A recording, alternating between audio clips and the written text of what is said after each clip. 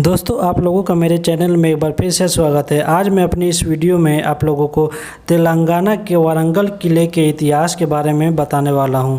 तो वीडियो में आगे बढ़ने से पहले अगर आप लोग हमारे चैनल पर पहली बार आएँ तो प्लीज़ हमारे चैनल BTech54 को सब्सक्राइब कीजिए, साथ ही बेल आइकन को दबाइए ताकि मेरी आने वाली हर वीडियो का नोटिफिकेशन आप तक बिल्कुल आसानी से पहुंच जाए। तो चलिए दोस्तों हम वीडियो को शुरू करते हैं। दोस्तों वारंगल का जो किला है वह तेलंगाना में स्थित है और यह प्रमुख पर्यटन स्थलों में से एक गिना जाता है। यह किला आज खंडहर की स्थिति में आप लोगों को दिखाई देगा, फिर भी काकतीय राजवंश की ऐतिहासिक भव्यता और स्थापत्य कला को यह दर्शाता है। खंडहर शायद ही किसी भी किले से यह मिलता जुलता हो, क्योंकि यहाँ की भव्य जो दीवारें हैं, तोपें, शासकों के दरबार हॉल गायब हो चुके हैं। सिर्फ इनके अवशेष ही बचे हुए हैं। इस किले में वारंगल किले के प्रमुख आकर्षण 4 सजावटी द्वार है, जो अब तेलंगाना राज्य का आधिकारिक प्रतीक होता है। यह किला हनमकोंडा से 19 किलोमीटर की दूरी पर स्थित है। यह 12वीं शताब्दी का यह किला तेलंगाना का एक प्रमुख ऐतिहासिक आकर्षण है। इस क्षेत्र के ऐतिहासिक और स्थापत्य चमत्कार का गवाह बनने के लिए हर साल यहाँ पर हजारों पर्यटन आते रहते हैं। वारंगल शहर के नाम पर स्थित वारंगल किले का इतिहास हमें काकतीय राजवंश के शासनकाल में लेकर जाता है, जो कि 1175 से 1324 ईस्वी के बीच यह बनाया गया था। इस शानदार किले का निर्माण 12वीं शताब्दी में काकतीय राजवंश के राजा गणपति देव ने करवाया था और 1262 में उनकी मृत्यु के बाद उनकी बेटी रुद्रमा देवी ने निर्माण और पूरे राज्य का कार्यभार संभाल लिया था। आप लोगों को बता दें कि वारंगल किले पर कई बार हमला किया गया। 1309 में अलाउद्दीन खिलजी के प्रतापरुद्र द्वितीय के शासन के दौरान किले पर हमला शुरू किया गया। लगभग बहुत से सैनिकों ने इस किले पर हमला किया और लड़ाई कई महीनों तक चली थी। राजा प्रतापरुद्र द्वितीय और उनकी सेना इस भयंकर युद्ध में किले की रक्षा करने में सक्षम थे, लेकिन किला कुतुब शाही राजवंश के हमले का विरोध नहीं कर पाया और बाद में हैदराबाद निजाम द्वारा इस पर आक्रमण किया गया। इसीलिए इस किले को कई बार विध्वंस का सामना करना पड़ा। लेकिन आज जो इसकी स्थिति है वह खंडहर नहीं है, बल्कि मध्यकालीन वास्तुकला की भव्यता काकतीय शासकों की बहादुरी को दर्शाती है कि यह किले में आज भी कुछ न कुछ बचा हुआ है, इतने हमलों के बाद भी। वारंगल किला को भारत की अद्भुत संरचना माना जाता है। थोरियन स्थापत्य शैली में निर्मित यह वारंगल का किला 12वीं शताब्दी की वास्तुकला की उत्कृष्टता को दर्शाता था। खंडहर में तब्दील होने से पहले यह किला 45 भव्य खंभों पर टिका था, जो कि जटिल नक्काशी से भरे थे। वारंगल किला 3 लेयर्ड किलेबंदी से बना हुआ है। आक्रमणकारियों के खिलाफ मजबूत रक्षा की पेशकश करते हुए किले को 3 गोलाकार दीवारों द्वारा सुरक्षा प्रदान किया गया था। वारंगल किले की पहली दीवार रुद्रमा देवी के शासन काल के दौरान बनाई गई थी।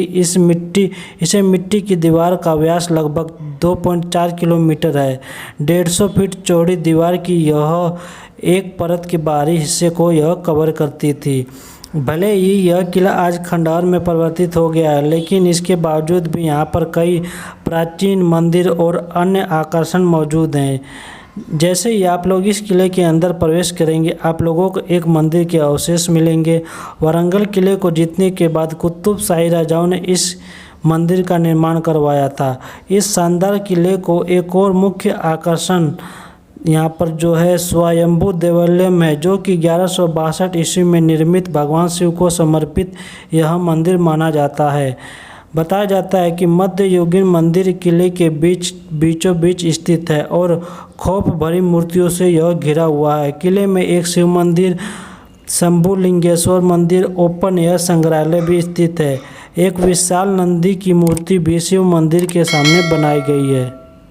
वारंगल किले की वास्तु उत्कृष्टता की प्रशंसा करने के अलावा आप वारंगल किले में साउंड एंड लाइट शो का आनंद ले सकते हैं। यह शो शाम के 6:30 बजे से 7:20 तक किया जाता है।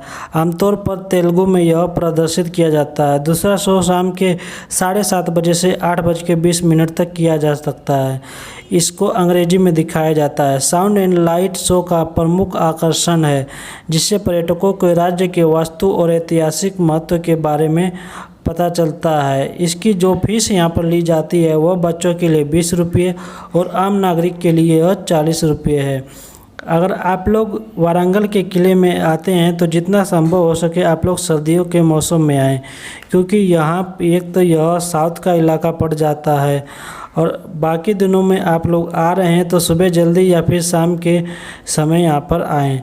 धूप से बचने के लिए आप लोग अपने साथ कुछ भी लेकर आ सकते हैं। आप इतिहास के बारे में आप लोगों को इसके जानने की दिलचस्पी है तो आप लोग यहाँ पर 3 से 4 घंटे का समय निकालकर यहाँ पर अपना समय व्यतीत कर सकते हैं और इसके अधिक जानकारी के लिए आप लोग यहाँ पर गाइड कर सकते हैं। इस किले का जिसने निर्माण करवाया था गणपति देव ने, उनके बाद उनकी पुत्री रुद्रमा देवी ने इसका कार्यभार संभाला था। 13वीं शताब्दी में मार्को पोलो ने काकतीय साम्राज्य का दौरा किया और उनके शासन के बारे में विस्तार से लिखा था। बताया जाता है कि राजा गणपति देव के बाद उनके सिंहासन संभालने के लिए कोई पुत्र नहीं था। एक पुरुष उत्तराधिकारी की अनुपस्थिति में उन्होंने अपने वारिस और काकतीय सिंहासन के उत्तराधिकारी के रूप में अपनी सबसे बड़ी बेटी रुद्रमा देवी को चुना, परंतु अभिजात्य वर्ग के लोग इस बात के बहुत ही विरोधी थे। उन्होंने गणपति देव को एक विशेष पुत्रिका समारोह आयोजित करने के लिए मजबूर कर दिया, जिसमें पुत्र की अनुपस्थिति में एक आदमी अपनी पुत्री को पुरुष वारिस के रूप में नियुक्त कर सकता था। इसके बाद रुद्रमा देवी को उनका पुत्र घोषित किया गया और उनका नाम रुद्रदेव रखा गया। रुद्रमा देवी के काकतीय सिंहासन पर बैठने पर बहुत सारे झगड़े और विरोध का प्रदर्शन होने लगा। देवगिरी के यादवों, कलिंगों और गंगों और तमिलनाडु के पांड्यों जैसे कुछ लड़ाकू पड़ोसी उन्हें एक कमज़ोर शासक मानते थे, परंतु उन्होंने डटकर चुनौतियों का सामना किया और यह साबित कर दिया कि वे पुरुष उत्तराधिकारी से कुछ कम नहीं हैं। उन्होंने यादव राजा महादेव को हराया और आक्रमणकारी यादव सेना को देवगिरी से बाहर निकाल फेंका। और सबसे महत्वपूर्ण यह है कि उन्होंने जीत के बाद उन्होंने राय गज केसरी की उपाधि धारण की, जिसका अर्थ होता है हाथी राजाओं पर शासन करने वाला शेर। और वारंगल के स्वयंभू मंदिर में एक स्मारक मंडप का निर्माण करवाया, जिसमें खुद को एक ऐसी स्त्री योद्धा के रूप में दर्शाया जो दुर्गा देवी की उग्र छवि को उद्घाटित करते हुए हाथ में तलवार लेकर और ढाल के साथ एक शेर पर सवार थी। इसके बाद उन्होंने कई नए उद्यम शुरू किए, जिसमें वारंगल किले के निर्माण को पूरा करवाया और इसका निर्माण उनके पिता ने आरंभ किया था। उन्होंने इस किले में दूसरी दीवार और खंदक को जोड़कर किले को पूरी तरह से और मजबूत कर दिया, जिसके बाद अविश्वसनीय रूप से ठोस और यह किला अभेद्य हो गया। उनकी केवल बेटियां ही थीं, इसलिए उन्होंने अपने पोते प्रताप रुद्रदेव को अपने बेटे और सिंहासन के उत्तराधिकारी के रूप में गोद ले लिया। दोस्तों, उम्मीद करता हूं कि यह वीडियो आप लोगों को पसंद आई होगी। वीडियो पसंद आई हो तो हमारी वीडियो को लाइक कीजिए और आप लोग चैनल पर पहली बार आएँ तो प्लीज़ हमारे चैनल BT54 को सब्सक्राइब कीजिए। साथ ही ऐसी वीडियो देखने के लिए हमारे चैनल पर बने रहिए। तो चलिए दोस्तों, आप लोगों से मिलते हैं हम किसी नेक्स्ट वीडियो में।